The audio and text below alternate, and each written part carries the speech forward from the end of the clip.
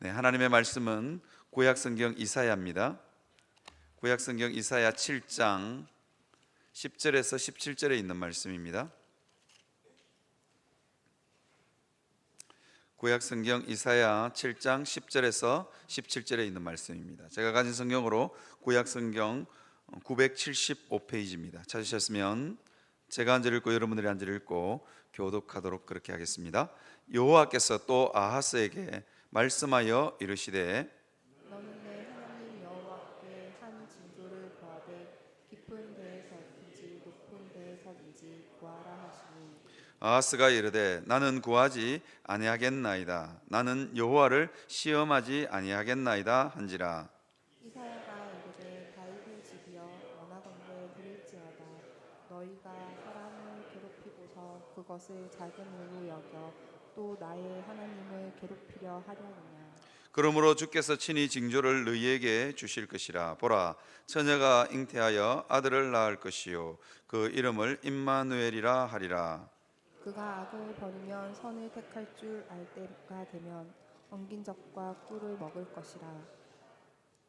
대저 이 아이가 악을 버리며 선을 택할 줄 알기 전에 내가 미워하는 두 왕의 땅이 황폐하게 되리라.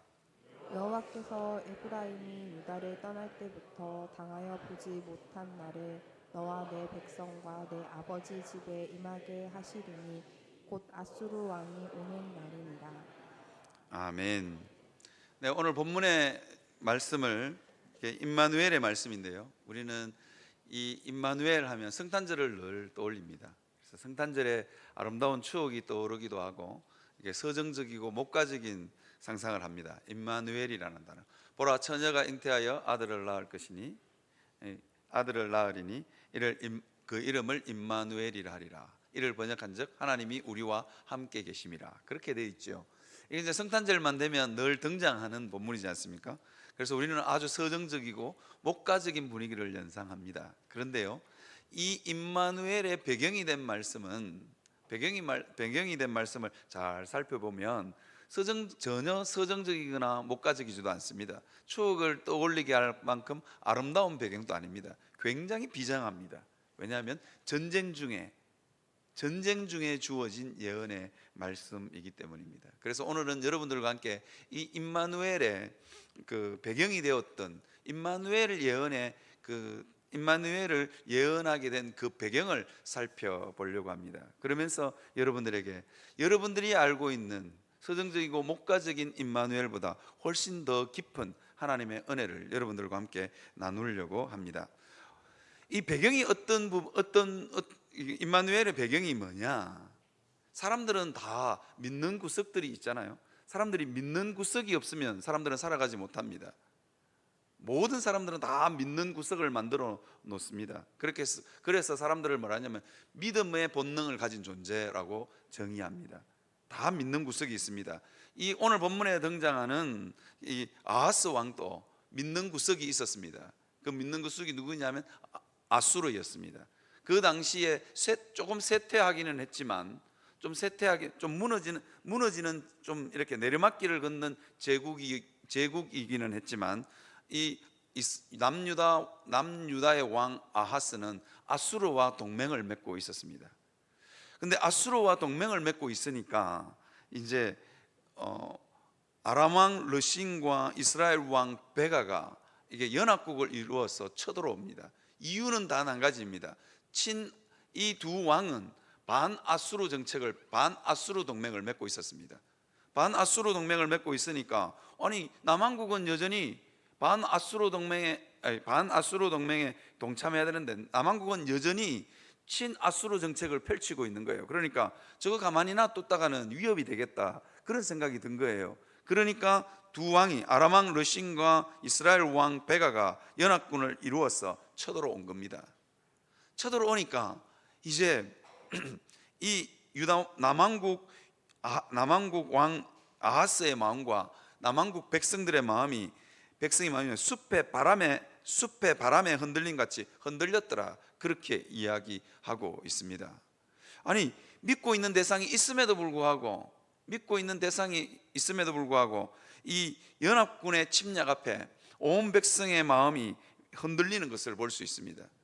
이게 이제 두렵고 불안감이 엄습해 옵니다. 사랑하는 성도 여러분, 우리가 하나님 아닌 다른 것들을 의지하고 있으면, 하나님 아닌 다른 것들을 믿고 있으면 불안합니다.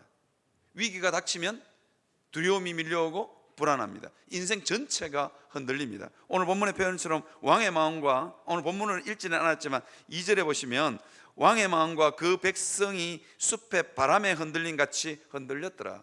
흔들릴 수밖에 없는 게 우리 인생입니다. 그 믿음의 대상이 틀렸기 때문입니다. 왜 믿음의 대상이 틀렸느냐? 아수르 왕의 마음은 언제든지 변할 수 있습니다. 실제로 아수르 왕은 마음이 변했습니다. 지금 이 전쟁에서는 남왕국 유다를 보호해 주지만 나중에는 결국은 남왕국 유다를 쳐들어옵니다. 아주 쳐들어와서 혹독하게 괴롭힙니다. 사람의 마음은 언제나 변할 수 있습니다. 변하는 것을 믿고 의지하고 있기 때문에 불안한 겁니다. 여러분 안에 있는 통장의 잔고 늘 변하지요. 변화무쌍한 게 여러분의 잔고입니다. 그걸 믿고 있으면 불안한 겁니다. 그죠? 여러분의 남편 변할 수 있습니다. 너무 믿지 마십시오. 여러분의 담임 목사 믿지 마시기를 바랍니다. 너무 믿지 마십시오. 저도 제 마음을 모르는데, 저도 제 마음을 모르는데 언제 변할지 모릅니다. 언제나 변하는 것을 믿고 있으면 불안합니다. 그죠? 그럼 변하지 않는 하나님을 붙들어야만 인생이 편합니다. 그죠?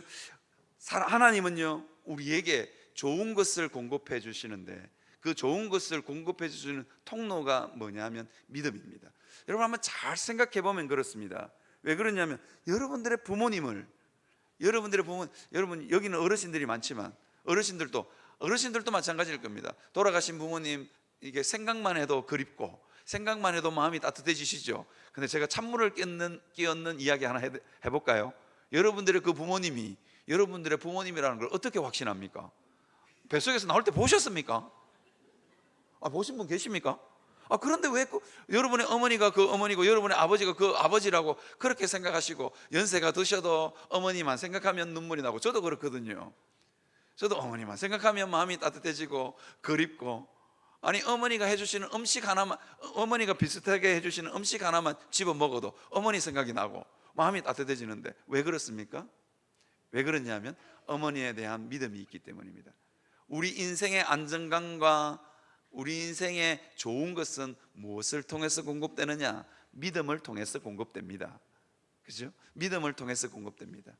그런데 그 믿음의 대상이 흔들린단 말이에요. 그러니까 불안한 겁니다. 여러분, 우리 인생이 불안하고 두렵고 무서운 이유가 뭐냐? 믿음의 대상에 대한 올바른 믿음의 대상을 선택하지 않았고 그 믿음이 흔들리기 때문입니다. 그러니까 일어나지도 않았는데 불안한 거예요. 우리 아들이 어디 가다가 교통사고가 나면 어떡할까? 내 몸이 아프면 어떨까? 오만 염려와 걱정을 안고 살아가는 이유가 뭐냐? 그죠? 하나님에 대한 믿음이 흔들렸기 때문입니다. 이스라엘 백성들도 마찬가지입니다. 아람 왕 르신과 이스라엘 왕 베가가 강력하기는 하지만, 그죠? 이 두 왕이 강력해서 이스라엘 백성의 마음이 흔들린 것이 아니라 하나님에 대한 믿음이 흔들렸기 때문입니다. 그래서 이사야 7장 9절에 보면 이렇게 되어 있습니다. 만일 너희가 굳게 믿지 아니하면 너희는 굳게 서지 못하리라. 굳게 믿지 못하면 굳게 서지 못하리라. 우리 인생과 우리 삶이 그렇습니다. 우리의 믿음이 흔들리면 우리 삶이 흔들립니다.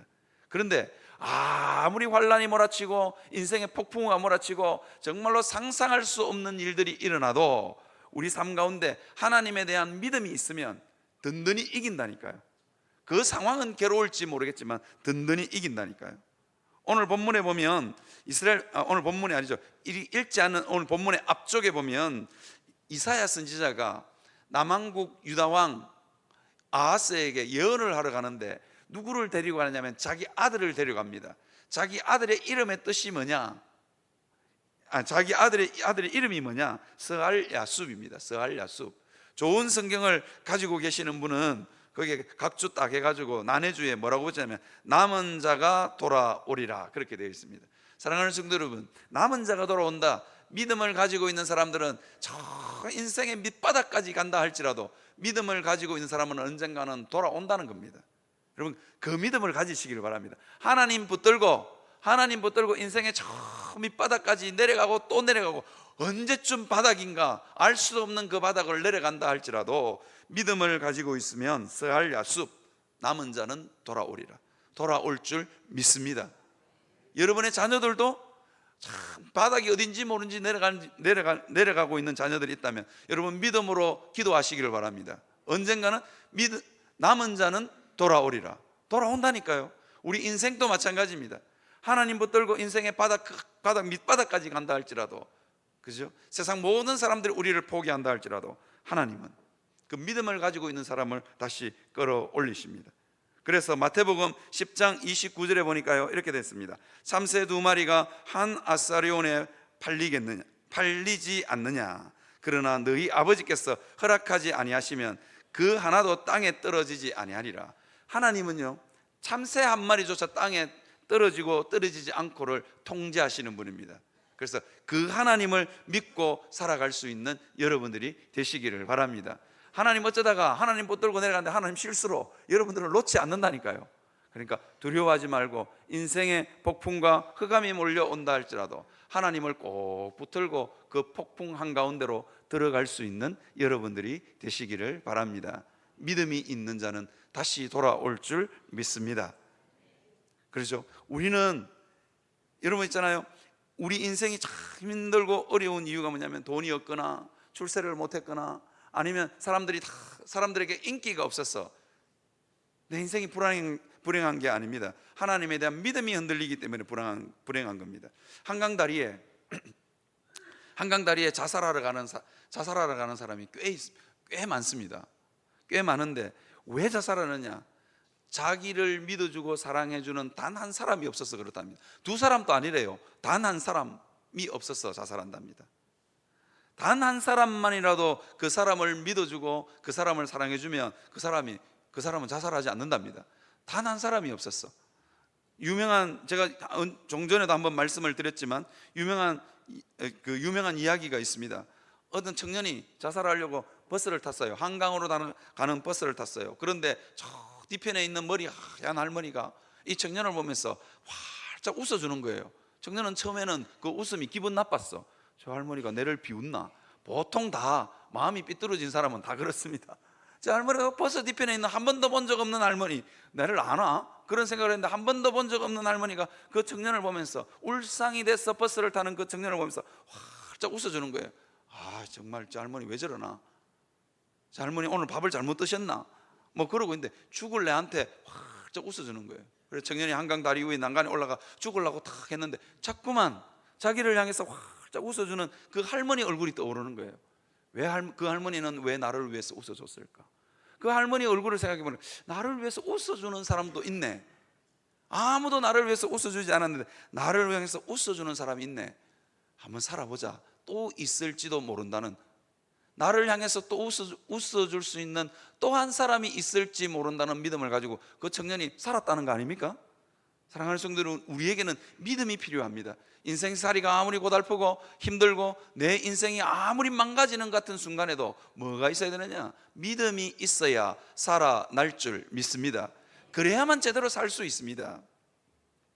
어느 목사님이, 이 이야기는 우리 교단에서 아주 유명한 이야기입니다. 제가 알기로 그 목사님이 이 영원한 교회에도 부흥 강사로 한번 오신 것 같습니다.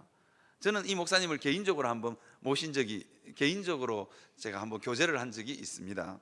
저한테 강사료로 받은 돈에서 10만 원이나 용돈을 떼주고 가시는 너무너무 자비로우신 목사님. 그런 부흥 강사는 언제든지 여기까지 모셔다 드리고 싶은, 하여튼 그런 목사님이셨어요. 여기서 막 열차를 기다리고 있으면서 저한테, 제가 그때 간 목사가 된 목사 안수를 받았을 때인데 목사에게 이런 이야기, 내 교회가 지금은 은퇴하셨지만 그 교회가 옛날에는 30명밖에 안 됐는데 어떻게 부흥했는 줄 아냐고 비법을 가르쳐 줄까 이러시는 거예요. 이렇게 비법을 가르쳐 줄까 이랬으면 여러분 아마 옛날에 부흥회 때 들었던 그 목사님이 어떻게 좀 생각이 났을 건데, 가르쳐 줄까 말까 이러시는 거예요. 저는 별로 듣고 싶지는 않았는데 그래도 예의상 목사님 좀 말씀해 주시죠, 후배 목사에게. 그러니까 목사님이 역에서 기다리면서 저한테 해준 이야기입니다. 내가 그 교회 처음 갔을 때 30명이었대요. 30명이 채 안 되는 교회였대요. 그런데 그 집에 여집사 중에 하나가 남편이 의처증 환자가 있었대요. 그런데 부인이 남편한테 두들겨 맞다가 죽을 것 같으니까 목사님한테 목사님 살려주세요 하고 전화를 한 거예요. 그래서 목사님이 쫓아갔어요. 성경책 들고 가방 들고 쫓아갔는데 들어오자마자 이 의처증 남편이 목사, 그 다음에는 S로 시작하는 욕을 하면서 너 우리 와이프랑 바람났지 이러면서 목사님을 두들겨 패기 시작한 거예요. 목사님이 윗도리도 다 찢어지고 와이셔츠도 다 찢어지고 머리도 피나고 입에도 피나고 코에도 피나고 막. 근데 방바닥에 완전히 막 착 들어붙어 있는데 막 남편이 지근지근 바른데 한참을 맞다 보니까 이러다가 죽겠다 이런 생각이 들더래요. 더 맞으면 죽겠다 이런 생각이 들어서 목사님이 성경책하고 가방 들고 그죠? 속옷 런닝 차림, 메리아스 차림으로. 메리아스는 피가 다 묻었어요. 그거 헐레벌떡 집어들고는 문을 박차고 도망을 쳤어요. 근데 동네 사람들이 그걸 다 본 거야. 그러니까 뭐 소문이 어떻게 났냐면 그 교회 여집사랑 바람나서 남편한테 죽도록 두들겨 맞은 목사. 그래서 피 묻은 런닝바람으로 도망친 목사라는 소문이 나기 시작했습니다.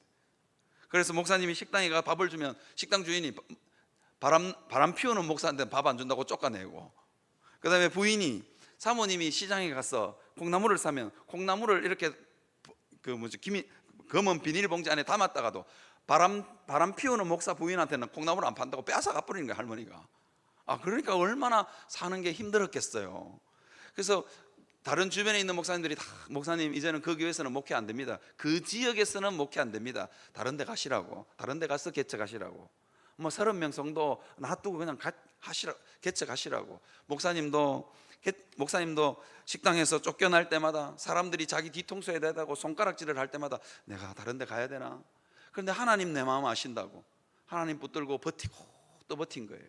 그러니까 그렇게 사람들한테 욕도 들어먹고 사람들한테 손가락질을 당하고 모진 고초를 당하셨습니다. 얼마간 당하셨는지는 그때는 저한테 이야기해 주시는데 내가 기억을 못 하겠어요.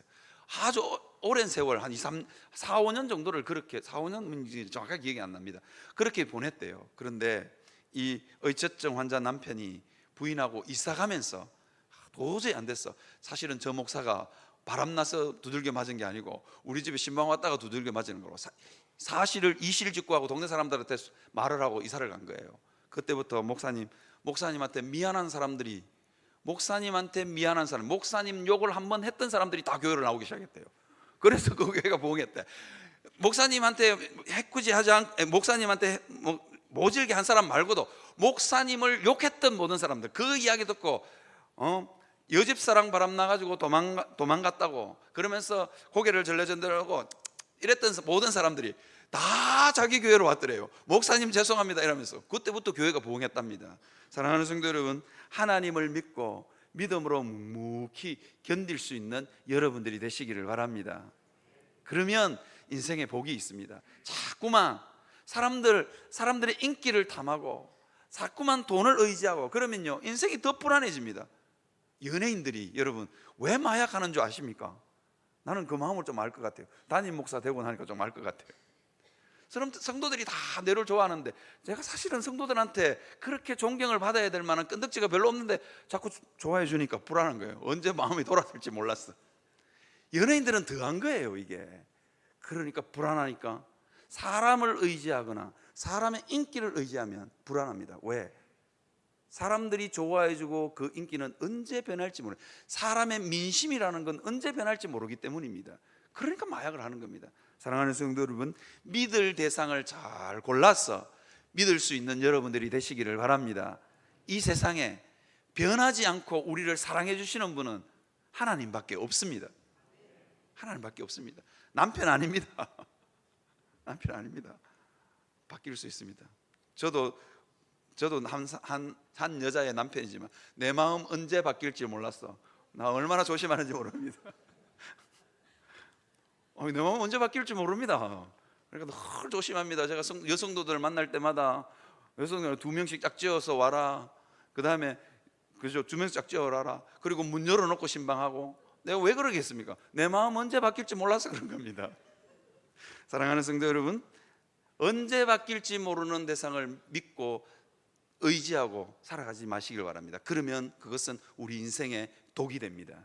이 남왕국 유다왕 아하스는 그런 왕이었습니다. 언제 바뀔지 모르는 아수르와 동맹을 맺고 아수르를 하나님보다 더 의지했습니다. 그러니까 어떤 일이 벌어지냐, 이 전쟁은 아수르 때문에 생긴 전쟁입니다. 그러면 정신을 차려야 되잖아요. 그런데 이 남왕국 유다왕 아하스는 연합군이 쳐들어오니까 어떻게 하냐면 성전에 있는 은금을 다 가져다가, 그리고 왕의 곳간에 있는 금을 다 가져다가 남왕국이 아니고 아수르 왕에게 바칩니다. 좀 구원해 달라고 바칩니다. 그 바칠 때마다 이사야 선지자가 가서 예언을 합니다. 제발 그러지 말라고. 하나님만이 우리나라를 구원해 줄 수 있다고. 그 곳이 어디냐면 윗못 수도 끝 세탁자의 밭 큰 길. 이게 왜냐하면 제가 왜 이렇게 7장 3절에 보시면 이렇게 되어 있습니다. 윗못 수도 끝 세탁자의 큰 밭길에 나가서 이사야 선지자가 예언을 합니다. 제가 왜 이 지명을 강조해서 말씀을 드리느냐, 이 아수르 왕이 마음이 변했어. 지금은 이 전쟁에서는 남왕국을 보호해 주지만 나중에 아수르가 마음이 바뀝니다. 그리고는 쳐들어올 때는 항상 어디로 쳐들어오느냐, 여기로 쳐들어오느냐, 윗못 수도 끝 세탁자의 큰 밭길. 제가 새벽 기도 시간에 제가 이걸 자꾸 말하니까 성도들이 자꾸 웃더라고요. 왜 저걸 말하나? 그걸 몰라서 그렇습니다. 여기로 항상 쳐들어옵니다. 이곳은 어떤 곳이냐, 아수르가 아니고 아하스가, 이스라엘은 항상 전쟁 준비를 할 때마다 이곳에서 전쟁 준비를 합니다. 이곳부터 점검합니다. 이유가 뭘까요? 여기가 예루살렘으로 들어오는 상수도가 이 윗못에 상수도가 연결되어 있기 때문입니다. 군사가 아무리 많아도, 양식이 아무리 많아도 성 안에 먹을 물이 끊어지면 일주일을 못 버티고 무조건 항복해야 되거든요. 오래 버티려면 뭐 해야 된다? 내 살 길은 하나님보다도 이 상수도에 있는 거예요. 그러니까 상수도부터 먼저 보호하는 거예요.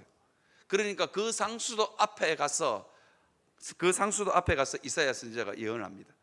그리고 적들이 쳐들어와서 항상 이곳에 쳐들어옵니다. 그러면 이스라엘 백성들은 뭘 기억해야 되냐면요,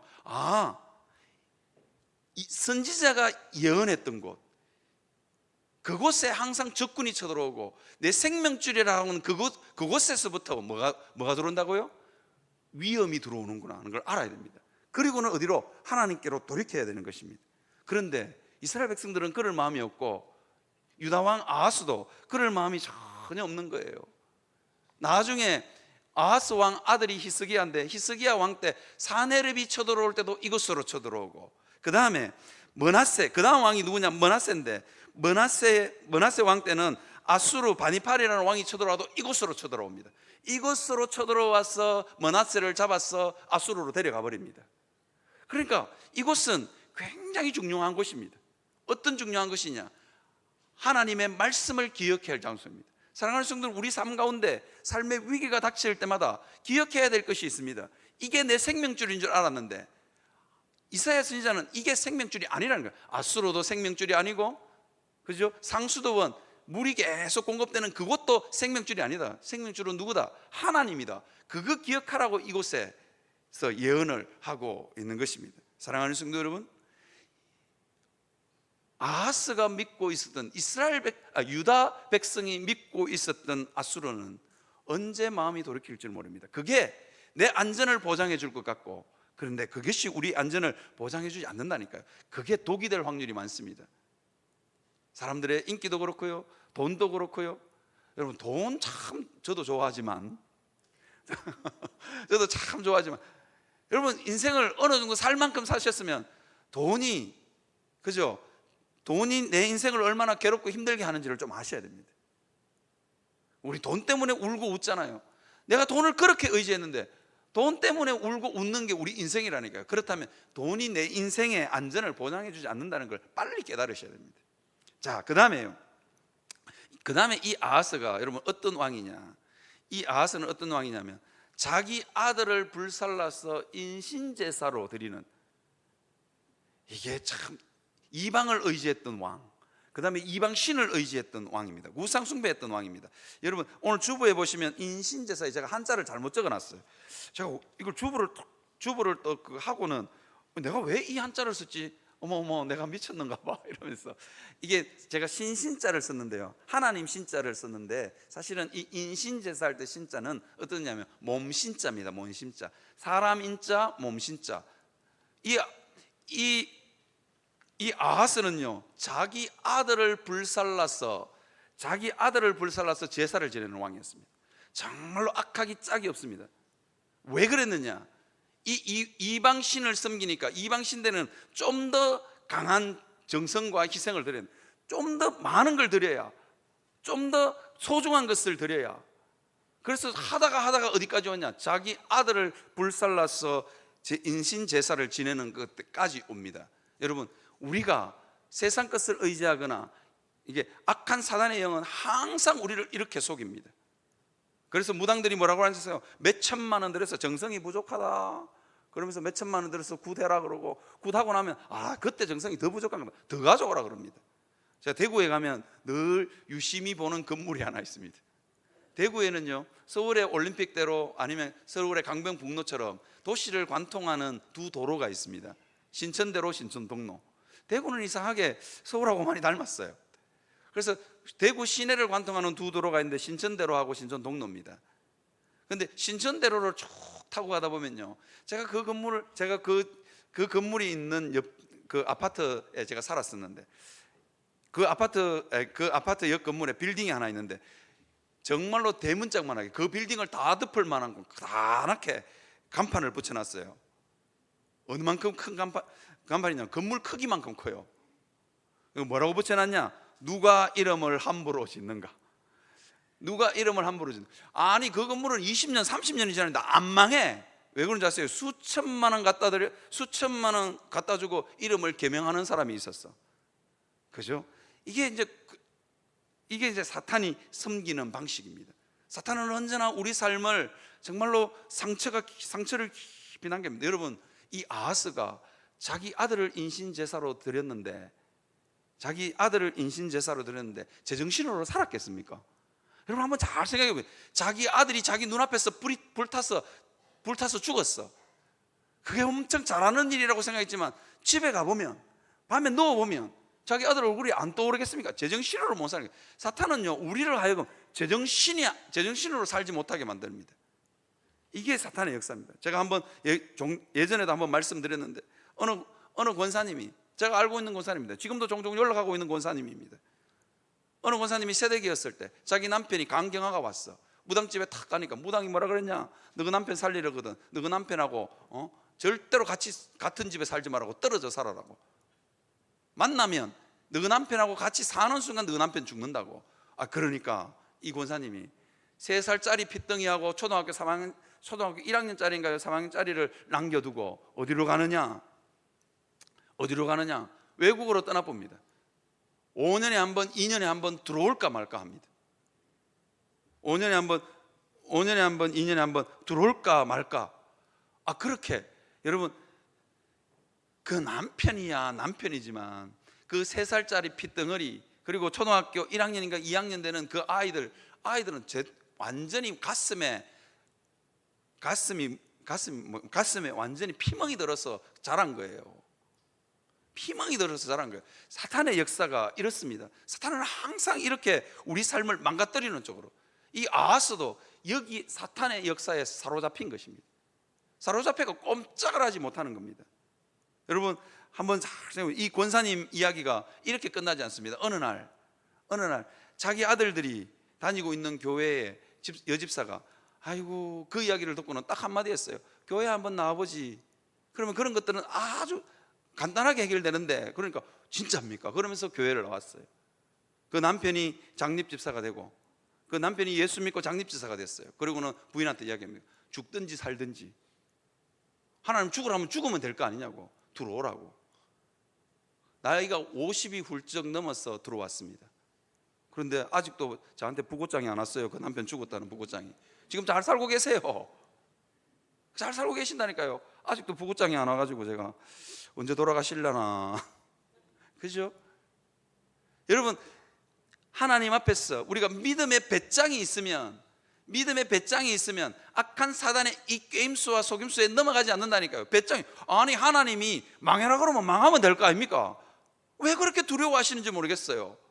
하나님 한번 인생이 망하라 그러면 망하면 되는 거고, 하나님 한번 흥하라 그러면 흥하면 되는 건데, 하나님 한번 병들으라 그러면 병들면 되잖아요. 뭘 그거 어렵게, 물론 어렵긴 하지만 하나님 뜻이라면 내가 죽든지 살든지 내 몸에서 그리스도가 존귀하게 된다, 내 안에 사는 이가 예수 그리스도니 나의 죽음도 유익함이라 그렇게 믿음으로 고백한다면, 여러분, 이 세상 모진 풍파, 이 세상에 몰려오는 환난과 두려움 능히 넘을 줄 믿습니다. 당하면 당한다, 그 믿음의 배짱으로 하나님이 내 죽으라고 망하라고 내 인생을 그렇게 몰아가시지 않는다라는 믿음을 가지고, 믿음의 배짱을 가지고 살아갈 수 있는 여러분들이 되시기를 주님의 이름으로 축원합니다. 그 믿음의 배짱이 있어야 사는 겁니다. 다른 거 있어가지고 우리의 불안을 잠글 수 없다니까요. 여러분, 그런데 여러분, 오늘 본문에는 또 다른 이야기가 하나 더 숨겨져 있습니다. 그게 무슨 이야기냐면 이 이야기입니다. 하나님이 이사야를 보내서 아하스에게 이렇게 이야기합니다. 아하스야, 내가 너를 구원할 수 있으니 너 내 못 믿겠니? 그러니까 아하스가 왜? 이러니까 그러면 너 뭐든지 내게 구원의 징조를 한번 요구해봐라. 깊은 데서든지 높은 데서든지. 몇 절이 오늘 본문의 11절에 보시면 깊은 데서든지 높은 데, 11절입니다. 너는 내 하나님 여호와께 한 징조를 구하되 깊은 데서든지 높은 데서든지 구하라. 그러면 내가 뭐든지 해주겠다. 깊은 데는 뭐냐면 지옥의 일이든지 아니면 높은 데 하늘의 일이든지 뭐든지 한번 네가 요구해봐라. 뭐든지 요구하면 내가 들어준다. 내 그 징조를 내가 너에게 보여줄 테니까 그거 믿고 너 이 쳐들어온 왕들이 절대로 너를 침범하지 못한다. 내게 구원의 능력이 있다는 걸 믿어라. 그렇게 이야기합니다. 그런데 아수르가 이 아하스의 대답이 걸작입니다. 나는 구하지 아니하겠나이다. 나는 여호와를 시험하지 아니하겠나이다. 성경을 아는 거예요. 하나님도 잘 알아. 하나님이 능력이 있다는 것도 알아. 그죠? 그런데 나는 하나님 믿지 않겠다는 겁니다. 이거 심각한 겁니다. 하나님도 알고 하나님에 대한 이야기도 나 그거 다 압니다. 그런데 나는 내 맘대로 살래요. 그런데 나는 내가 믿고 있는 대로 믿을래요. 지금 그렇게 아하스가 이야기하고 있는 겁니다. 자기 아들을 불살라 가지고 마음에 피를 철철 흘리면서 나라는 완전히 풍전등화의 상황, 정말로 인생이 망가질 대로 망가져 있는데 나는 내 고집대로 살래요. 그러고 있는 거예요. 여러분, 그러니까 이 정도쯤 되면, 이런 사람들쯤 되면 그래, 알아서 살아라. 저 같으면 그럴 것 같습니다. 이런 성도 만나면 그래 사십시오. 저도 포기. 단임 목사인데도 나는 포기입니다. 이제 목사님, 제가 말씀도 알고요, 하나님도 알고요, 다 아는데요, 기도해 보니까 안 되대요. 그러니까 난 내 마음대로 살랍니다. 목사님 이렇게 망가진 대로 살랍니다. 이러면 저 같으면 그래, 알겠습니다. 그렇게 사십시오. 그리고 포기할 것 같습니다. 근데 하나님도 그렇게 포기하실까요? 정말로 만신창이가 대한 아하스와 남왕국 유다를 바라보시면서 하나님은 포기하실까요? 하나님은요, 뭐라고 말씀하시냐면, 심각하네. 이스라엘 백성이 심히 죄로 말미암아 부패했네. 완전히 사단에게 사로잡혔어. 꼼짝을 못하네. 그러니까 하나님은 어떻게 말씀하시냐면 이렇게 말씀하십니다. 내가 직접 내려가서 저들과 함께 살면서 고치고 치유하겠다. 그리고 모든 나라들이, 모든 열방들이 이스라엘 향해서 손가락질하고 짓밟고 무시하는데 내가 그 백성 중에 내가 함께 하겠다. 아무도 무시하지 못하게. 이런 겁니다. 여러분, 제가 캐나다에 있을 때 캐나다에 있을 때 공원에 가면, 큰 공원에 가면 늘 붙어 있는 간판이 있었어요. 그 간판 중에 뭐냐면 곰이 나타나면 뭐 주의사항입니다. 그 주의사항 중에 하나가 이런 주의사항이 있었어요. 새끼 곰을 보면 무조건 도망가라. 새끼 곰이 내 눈에 띄는 순간 도망가라 합니다. 이유가 뭐냐? 반드시 어미곰이 있다는 거예요. 반드시 어미곰이 있어서 새끼 곰이 내 눈에 보이는 바운더리 안에 들어왔다면 나는 어미곰의 레이더망 안에 들어와 있는 거예요. 죽을 확률이 있습니다. 근데 그 새끼 곰 귀엽다고, 새끼 곰 귀엽다 머리 한번 쓰다듬거나 먹을 거 한번 갖다 줬다가 사망사고가 종종 일어납니다. 근데 늑대나 라쿤 같은 이 들짐승들, 그 야생동물들은 잘 압니다. 새끼 곰이 나타나면 늑대가 새끼 곰을 충분히 이길 수 있지만 깨갱깽하고 도망갑니다. 이유가 뭘까요? 그 뒤에 어미곰이 있기 때문입니다. 사랑하는 성도 여러분, 우리는 때때로 우리의 삶이 망가질 대로 망가졌을지 모르지만 어쩌면 하나님 싫어서 멀리 갖고 처량하고 서글픈 존재가 우리인지 모르겠지만 우리 뒤에 누가 계신다고요? 하나님. 왜 계신다고요? 너무 불쌍했어. 사람들이 아무도 그들 다 봐주지 않으니까, 사람들이 지근지근 밟아도 너 왜 밟는다 소리 한 번 안 하니까 하나님이 너무 불쌍해서 우리 삶 가운데 함께 하겠다. 하나님이 뭐라고요? 하나님이 우리와 함께 계시면 이게 임마누엘 아닙니까? 이게 임마누엘이라고요. 그래서 내가 너희와 함께 하겠다는 겁니다. 너희와 함께 하겠다. 왜? 아무도 무시하지 못하게. 이게 임마누엘의 축복입니다. 여러분의 삶 가운데 그 은혜가 있기를 바랍니다. 그죠? 세상에 돈 많은 사람들이, 세상에 권력 많은, 힘 있는 사람들이 여러분들을 무시하고 짓밟으려 할 때 왠지 모르게 저분 옆에는 하나님이 있는 것 같아. 목사도요, 목사가 무슨 힘이 있습니까? 끝발이 있습니까? 그죠? 그런데도 다른 사람한테 무시 안 당하는 방법이 뭐냐? 자, 그래서 열심히 기도하잖아요. 왠 줄 아십니까? 제 뒤에 하나님이 있어야 되니까. 제 뒤에 하나님 없어 보십시오. 여러분들 전부 다 저를 무시하고 짓밟을걸요. 그래서 제가 열심히 기도합니다. 열심히. 예? 제가 열심히 기도하는 이유가 그런, 하나님이 내 뒤에 있어야 됩니다. 하나님이 내 뒤에 있는 사람은 누구도 짓밟지 못합니다. 누구도. 그렇죠? 누구도. 아무도 무시 못합니다. 못 배웠다고 무시 못합니다. 그죠? 저는요, 제 시골교회 권사님들 보면서 우리 교회 시골교회 권사님들 기도 소리 들으면서 제가요, 신학생이었을 때 진짜 대단하다. 왜냐하면 기도 소리 하나하나가 내가 신학교에서 교수님이 몇 년 동안 연구해서 가르치는 것보다 그 권사님의 기도 한마디가 그 신학적인 모든 내용을 다 담고 있었기 때문입니다. 지금 정말입니다. 그래서 그 권사님 앞에 가서는 고개를 조아려야 되는 것입니다. 사랑하는 성도 여러분, 목사가 고개를 조아리는 성도가 누굴까요? 기도 많이 하는 성도입니다. 하나님의 권위가 그 뒤에 있는 사람들. 그죠? 그런 사람에게 머리를 조아리게 되어 있습니다. 여러분, 임마누엘의 축복이 이런 겁니다. 그 다음에 두 번째 임마누엘의 뜻이 뭐냐? 이런 겁니다. 너무 심각하니까 내가 직접 가서 사매고 고쳐야 되겠다. 제가 아는 의사 선생님 중에 정신과 의사 선생님이 한 분 계세요. 돈 잘 버는 정신과 의사였는데 어느 날 그 병원에 불이 났어요. 자기 환자 중에 누가 불질러 버렸대요. 불이 탁 나는 순간 자기가 깨달았대요.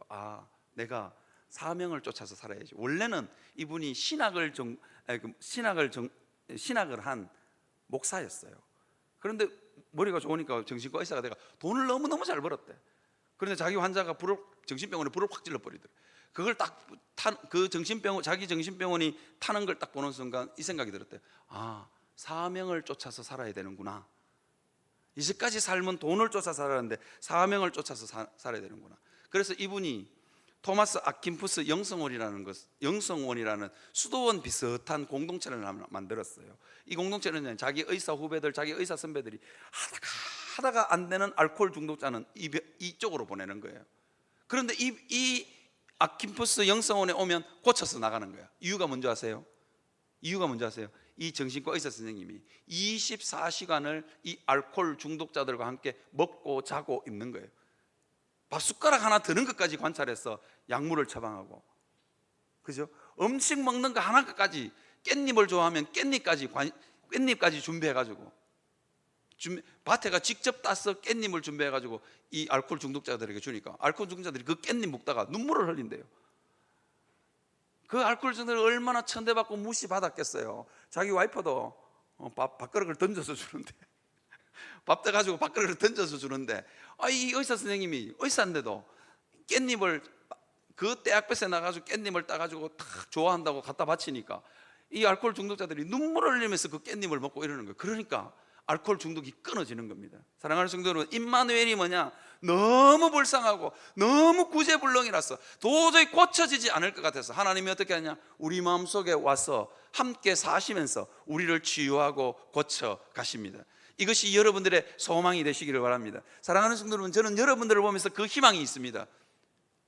여러분들을 보면서 그 희망이 있습니다. 왜 목회를 할까요? 여러분들을 보면서 제가 목회할 맛이나 나겠습니까? 그죠? 연세는 다 드셔가지고 고쳐질 가능성은 전혀 없는데, 그런데도 왜? 하나님은 하실 수 있기 때문입니다.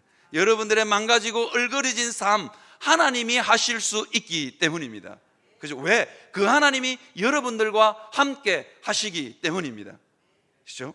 그래서 이 임마누엘의 축복을 여러분 누리며 살아갈 수 있는 여러분들이 되시기를 주님의 이름으로 축복합니다.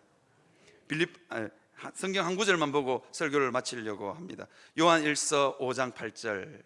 5장 8절. 하나님께로부터 난 자는 다 범죄하지 아니하는 줄 아노라. 하나님께로 난 자는요, 여러분 범죄하시잖아요. 죄 안 짓는 분이 없을 것 같은데 저도 짓습니다. 그런데 저 범죄는 이런 겁니다. To be, 영어로 제가 해놨는데 to be continue입니다. 계속해서 짓지 않습니다. 이유가 있습니다. 왜요? 예수 그리스도가 우리의 삶 가운데 오셔서 우리의 죄를 끊어주시기 때문입니다. 끊어주시기 때문입니다. 여러분, 왜 예수님이 동정녀 마리아는 왜 처녀가 잉태하여 아들을 낳을 것이다 라고 이야기한 줄 아십니까? 거룩한 믿음의 족보를 새로 시작하겠다는 겁니다. 아하스를 통한 이 족보는 이 집이 부패하고 썩었는데 사람들은 다 고개를 절레절레 흔드는데, 내가 처녀가 잉태하여 아들을 낳기, 죄 없는 예수 그리스도를 이 땅에 보내주셔서 사람들 마음 가운데 있는 죄를 끊어내고 새로운 거룩한 족보를 시작하겠다는 겁니다. 우리가 그런 존재입니다. 하나님께로 난 자는 다 범죄하지 아니하는 줄 아노라. 계속해서 죄를 짓지 못합니다. 왜? 예수 그리스도가 그 죄를 끊어주시기 때문입니다. 그죠? 그러니까 어떻게 하냐면 하나님께로부터 나신 자가 그를 지키심에 하나님이 눈동자와 같이 우리를 지키십니다. 그러니까 악한 자가, 사단이 와서 만지지도 못하는 존재가 우리다 하는 것을 믿음으로 받아들이시기를 바랍니다. 우리가 존재가 사단이요, 우리는 귀신이나 사탄의 존재를 보면서 우리가 막 놀래지만 이걸 아셔야 됩니다. 악한 사탄과 귀신의 악한 영들이 우리에게 왔다가 걔들이 더 놀랍니다. 왜 놀라는 줄 아십니까? 여러분들의 모습을 보고 놀라는 것이 아니라 우리는 걔들 보면서 깜짝 놀라지만 걔들은 까무라칩니다. 이유가 뭘까요? 우리 안에 있는 예수 그리스도가 보이기 때문입니다. 뭣도 모르고 예수 믿는 사람한테 왔다가 손도 못 댑니다. 이유가 뭐냐? 내가 잘났어가 아닙니다. 내가 하나님 말씀대로 살아서 죄가 없어서가 아닙니다. 내 안에 있는 예수 그리스도 때문입니다. 사랑하는 성도 여러분, 그 하나님이 나와 함께 하고 계심을 믿으며 살 수 있기를 바랍니다. 그 영적인 눈이 열리시는 여러분들이 되시기를 주님의 이름 임마누엘의 하나님을 여러분의 삶 가운데 늘 발견하며 살아갈 수 있기를 주님의 이름으로 축원합니다. 그리고 영적인 눈을 열려서 그 하나님을 날마다 뵙고 살아가는 여러분들이 되시기를 주님의 이름으로 축원합니다.